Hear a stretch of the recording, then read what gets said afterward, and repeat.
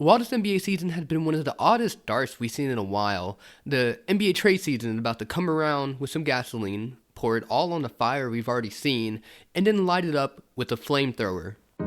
Hey everybody, welcome back to the channel. My name is Chef Seth, and today we're going to talk about one of my favorite times in the NBA. I know it's past Christmas and that's my favorite holiday, but to replace it will be NBA trade season.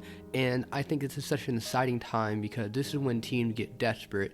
This is when teams who are going to blow things up or are trying to get rid of pieces that they were planning to get rid of start getting greedy and start making the most out of teams that have no idea what they're going to do or think that they're just one piece away when the truth is they're probably not. In honor of that, we're going to talk about three main players in the NBA trade deadline that I feel are going to define what the NBA is going to look like come February. With that said, let's kick it off with one of my favorite NBA trade deadline teams, a team that is looking to be really, really bad very quickly, the Brooklyn Nets. So, to begin with the Brooklyn Nets, they are going to be the team that I believe hold the key to the trade market, and they have already kicked it off pretty damn early in the season. After a masterful offseason that saw them trading Mikal Bridges for 5 first-round picks, and then that same night getting their own first-round picks back for the Phoenix picks, which is something you never see in the NBA, the Brooklyn Nets projected to be one of the worst teams in basketball to maximize that value. But at the time of this video, the Brooklyn Nets are the 12th seed with a 12-20 record, and they are looking to be very bad, very, very quick. So quick that they have already traded away 2 players, one of the only teams that had made multiple trades in the trade deadline, and probably will be the only team to make multiple trades. First, they traded Dennis Schroeder for D'Anthony Melton and 3 second-round picks, and then they traded Dorian Finney-Smith for D'Angelo Russell and, again, 3 second-round picks. They are trading those players away for multiple second-round picks instead of heavily protected first-round pick that would most likely become a second-round pick in like 7 years because that's just better value. But also, it shows that the Brooklyn Nets want to be very bad right now. They don't want to wait for a first-round pick in February when they can be bad right now, and their own first-round pick, plus the 3 first-round picks they have in the back half of the lottery, can get a lot better if they just get rid of these players and maximize the value that they have in front of them. When you control your destiny, why rely on fate to get you something a little bit better when you can make it happen? If you don't believe me, the other day, the Brooklyn Nets were playing the Orlando Magic, an Orlando Magic team that has had their season derailed by multiple injuries and really, really bad luck. And they found themselves down to the net 97-80 with about 7 minutes and 15 seconds left. If you were wondering how that game ended, the Brooklyn Nets proceeded to lose 102-101. That's some good tea.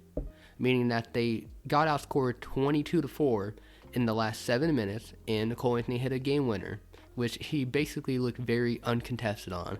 That is some beautiful tanking that I think Sam Hinkie would shed a tear at.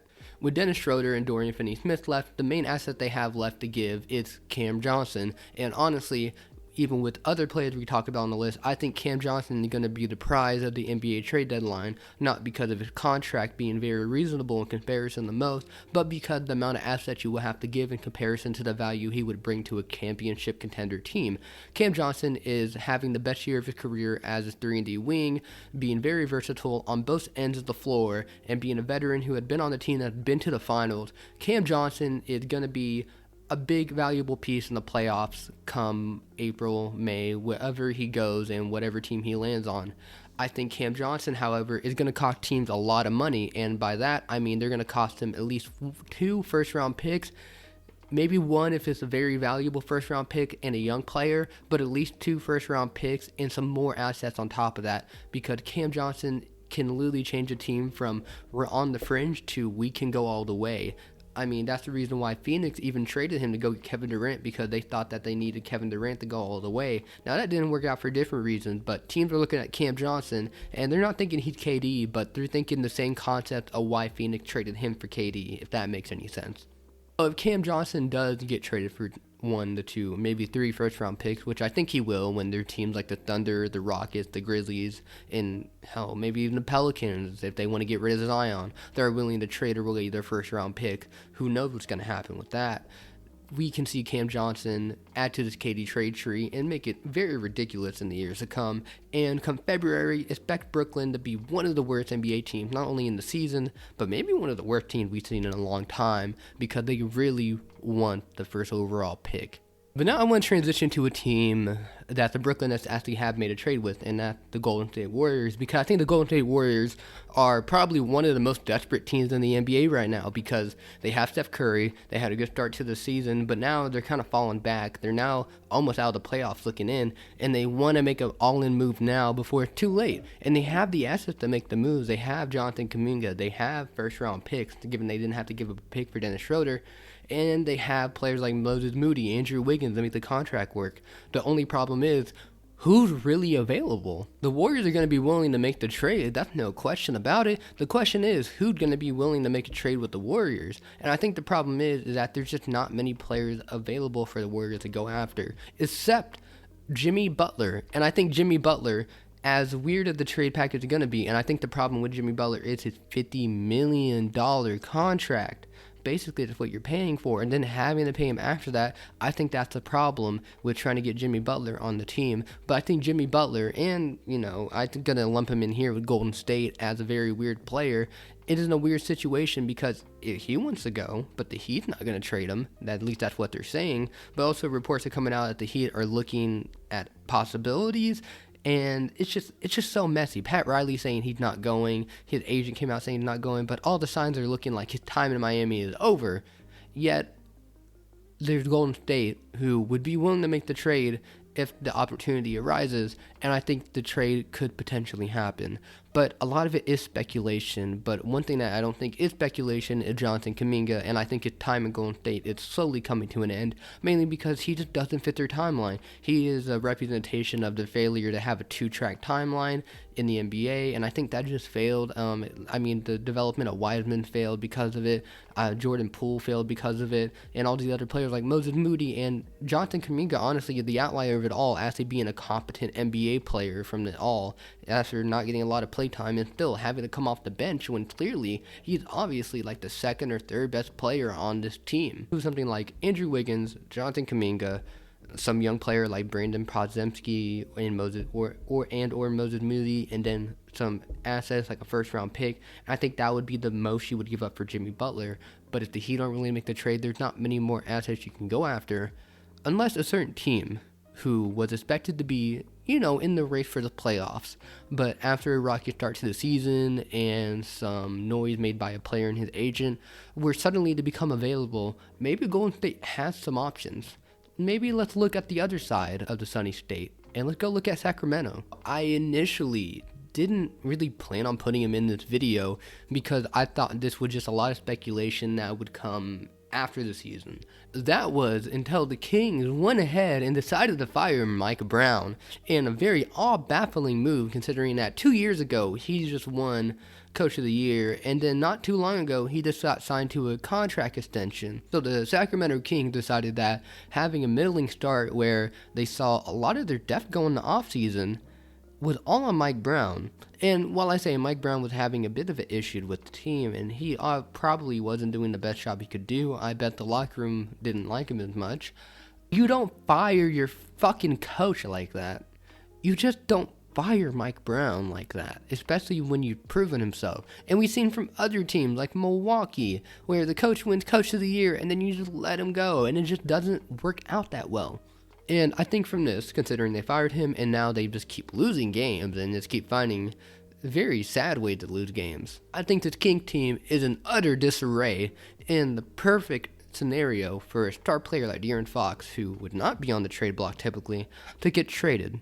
Now, if you're wondering, why is this even happening? Well, as you know, a couple years ago, the Kings had their best season ever with De'Aaron Fox, Domantas Sabonis, and they lit the beam, went to the playoffs, lost to the Warriors in the tight 7 games. It's looking pretty bright from there, honestly. You have De'Aaron Fox under contract, you're going to get Sabonis under contract, you're going to keep building that team, maybe get a third star. Keegan Murray looked really good in his rookie year. It was looking very good. And then the next year, they finished with the same record, but then they lost in the play-in. That happens, But what they did in the offseason was very, very odd. First, De'Aaron Fox did not sign a contract extension. A bit of that was out of their control, but at the same time not, because he didn't necessarily believe that the team was going in the right direction for what he wanted to do for contention. So he didn't want to assign himself to a team that would be perennial losers, which the Sacramento Kings are perennial losers. The problem with the Kings isn't their talent. The talent isn't a problem. When you have De'Aaron Fox, you have DeMar DeRozan, Malik Monk, Domantas Sabonis, it's not a talent issue. You can put the ball in the bucket, you can play make all day, and you can even play some defense. The problem is you don't have any depth. I mean, a big issue that we saw that was kind of just swept on the rug is that Malik Monk is starting now. And Malik Monk isn't a bad player. He should be starting on a lot of NBA teams. But the whole point of having Malik Monk off the bench was that you had some great bench scoring and someone who can close out the fourth quarter. And then have Kevin Huerter kind of play the middleman and being that floor spacer. That was the idea. But then you go lose Harrison Barnes in the offseason. You traded Davion Mitchell and another European dude, for Jalen McDaniels, not the good McDaniels, the bad one, and then you trade into the Spurs that get cut, and you do all these stuff to save money because you can't afford these players anymore.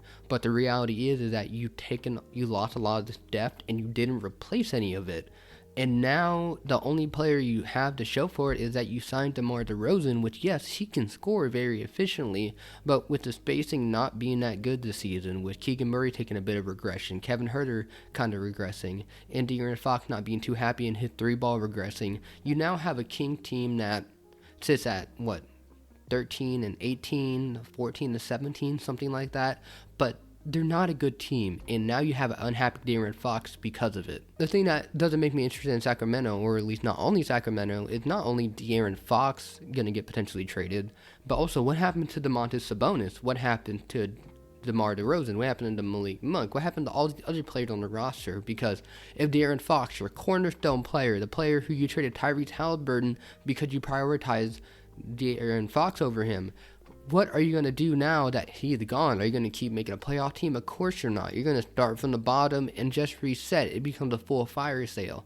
And that's where I see the Warriors can sweep in and get a player like De'Aaron Fox, get a player like Domantas Sabonis, and other teams that want De'Aaron Fox, a team like the Rockets who want to compete now, a team like the San Antonio Spurs who are young, but they need a point guard long term. Chris Paul's great, but he's not going to be around long term. He's got like 1-2 years max. If they can go get De'Aaron Fox with some of the top picks, there's so many options for where these players can go.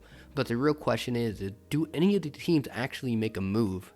And I think that's what the beautiful thing about the NBA trade deadline is that you don't really know until you know. Everything is just rumors and smoke and this and that until something is actually done. But then eventually a fire will be lit, and when it does, something will go down burning in flames. And I don't know about you, but I'm all here for it. Thank you guys so much for watching. This was a bit more of a kind of like scattered video. I just really wanted to get something up and talk about before anything else happened, because in the NBA, anything can happen in just a couple seconds, and I wanted to get around before the couple of seconds could happen. So thank you guys so much for watching. Try to stay healthy, and I spilled some on myself. Don't spill stuff on yourself. Stay healthy and keep it easy.